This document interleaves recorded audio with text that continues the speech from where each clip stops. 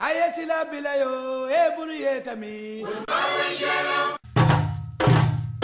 Ayesila bilayo na eburu yetami. Hace muchos años, la región Caribe fue el escenario del descubrimiento o el reencuentro de dos mundos muy diferentes. Por aquí comenzó la conquista, que luego se extendería a tierras continentales.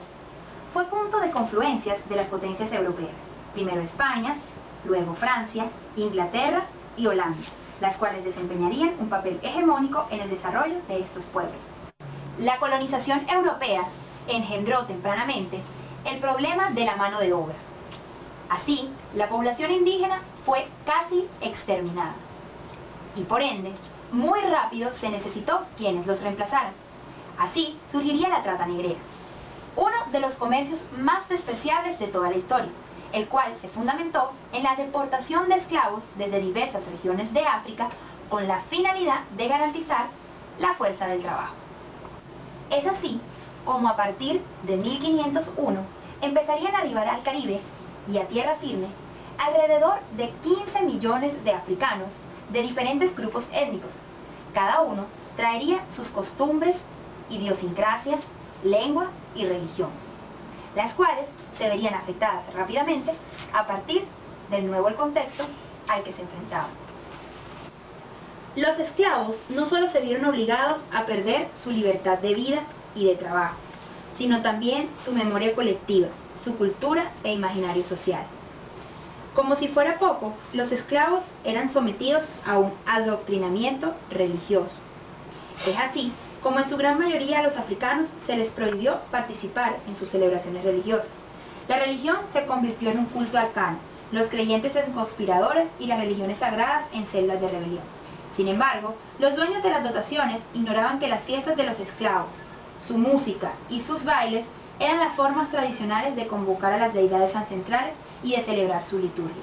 De esta manera, lograron mantener en secreto sus concepciones religiosas.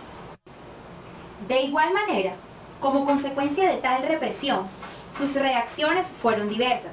Sin embargo, hubo una reacción que principalmente determinó la supervivencia de la cultura de la cual eran portadores. Fue la de aquellos que se sobrepusieron a las penas físicas y morales del exceso de trabajo y a la desculturización impuesta por el colonizador. Así, buscaron refugio en las montañas o en las selvas, donde constituyeron comunidades cimarronas para preservar en lo posible su libertad e identidad.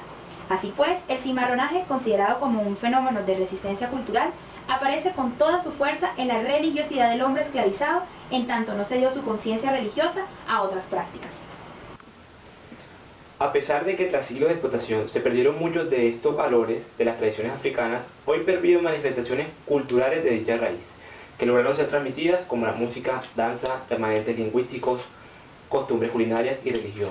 Forman parte de la identidad caribeña, específicamente la religión. Pero, ¿existe o no una religión afroamericana?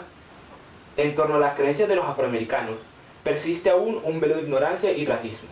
La cultura occidental considera sectas todo tipo de institución que no concuerde con sus cánones. No obstante, se ha demostrado que no solo hay una religión afroamericana, sino también distintos sistemas de creencias productos de la fusión, amalgamiento, sincretismos u ósmosis de dos culturas y ambientes diferentes.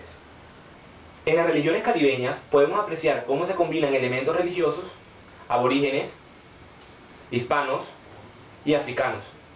Efectivamente, hay una expresión religiosa entendida como un conjunto de símbolos, los cuales son respetados y reverenciados y se manifiestan a través de prácticas rituales reconocidas por una comunidad creyente, aceptados y transmitidos. Entre las religiones Sin embargo, y cultos también hay que mito, encontramos en el Caribe rito podemos mencionar y magia. la vudú, la santería, lucumi, yoruba, gangas, mayombe, mandinga, abacúa, rastafari y muchas otras más.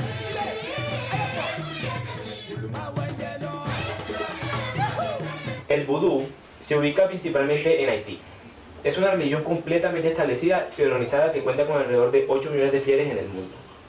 La forma de explicar el mundo a través del vudú se hace mediante un sistema de mitos en los que los personajes principales son numerosos espíritus llamados loas, que sirven como intermediarios entre los hombres y el bonje. Juntos gobiernan el universo y tienen participación en la vida humana. Existen 4 familias de Loas. Los Ra, considerados como los más antiguos y guardianes de los principios morales. Los Petuo, que tienen una personalidad más fiera y guerrera. Los Gede, que son los espíritus de los muertos. Y los Danto, que son las personas con poderes especiales. Los especialistas son personas elegidas por los Loas por medio de una vocación a la cual no pueden renunciar. Pues aunque lo intenten, el Loa los perseguirá hasta que terminen por aceptar la labor de ser intermediarios entre los espíritus y los hombres. A la cabeza de los especialistas se encuentran los Unga y los Mambo. Estas personas son también curanderos, organizadores y exorcistas, y gozan de la más alta estima en su comunidad, y a ellos se recurre en cualquier aspecto de la vida, difícil o no. El panteón vudú es una combinación de la tradición africana y el cristianismo, en donde se han asimilado a los espíritus o loas como santos católicos sin que sean la misma cosa. Los loas son asociados a los santos mediante atributos en sus representaciones, como en el caso de San Patricio y Dambala, en el que el punto de referencia es la serpiente, que para San Patricio aparece a sus pies, y es la forma de posición del Dambala sobre los Unga. De igual manera, podemos mencionar la equivalencia de Esili con la Virgen María,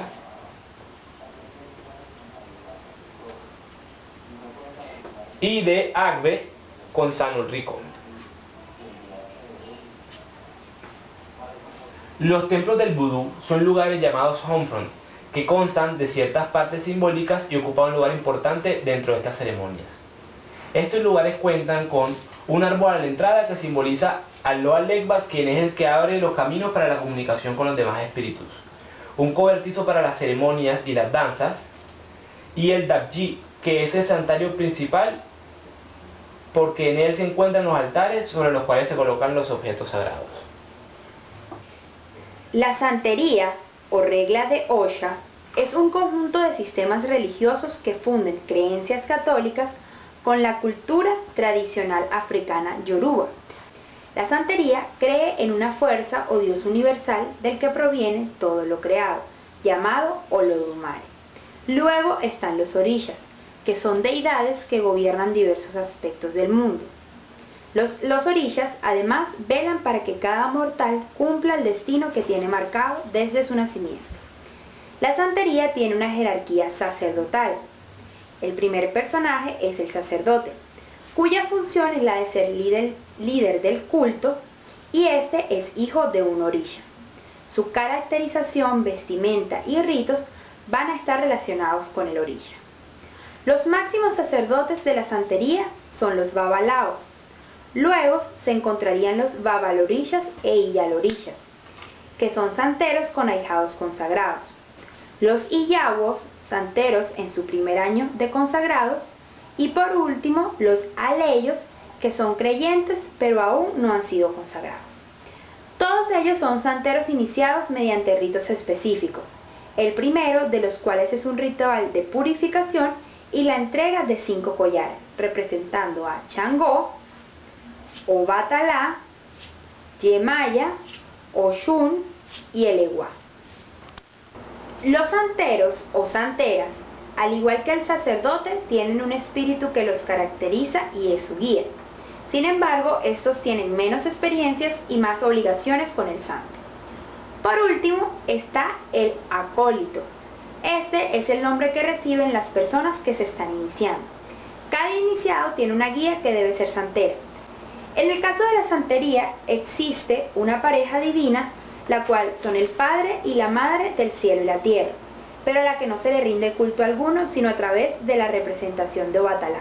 La santería tiene más de 500 orishas. Entre ellos podemos mencionar a Olodumare, que su equivalencia católica sería Dios, a Obatala, que sería Nuestra Señora de las Mercedes, a Shangó, que sería Santa Bárbara, y por último a Eleguá, que sería San Antonio.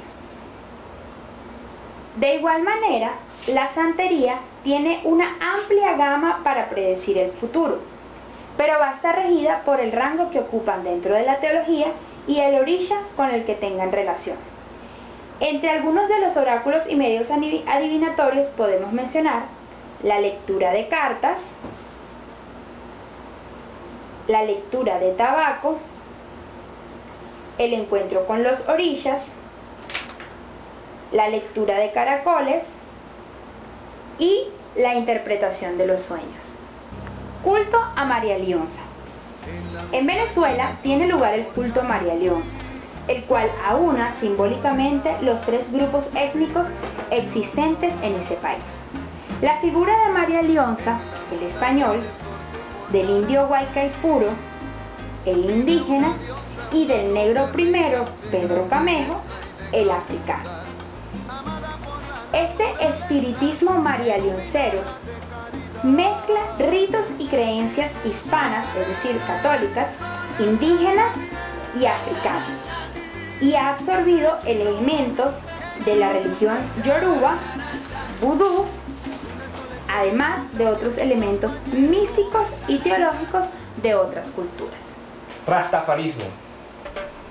Su nombre proviene del idioma amárico de Etiopía. Ras, prefijo utilizado para nombrar a los príncipes del imperio etíope, y Tafari, nombre del emperador Haile Selassie hasta antes de su coronación, quien además es considerado por los rastafaris como el redentor de la africana en diáspora. Los rastafaris desempeñan un importante papel sociopolítico en Jamaica, lugar de origen, y en otras islas del Caribe. Este movimiento parte de la filosofía del jamaicano Marcus Garvey, quien enfatizó en la superioridad del negro en la sociedad. Los rastafaris incorporan una combinación de religiones africanas y de narraciones del Antiguo Testamento. Se defiende la creencia en el Cristo negro del antiguo reino salomónico de Etiopía, el supremo Adonai, mandatario espiritual único de todo lo creado. Su genealogía comienza con Salomón y la reina de Saba y su hijo Maquenic. Cree en las manifestaciones del espíritu yo y yo, en una manera de vivir basada en las prácticas cristianas de paz y amor, de hermandad entre hombres y mujeres, pero aquí y ahora.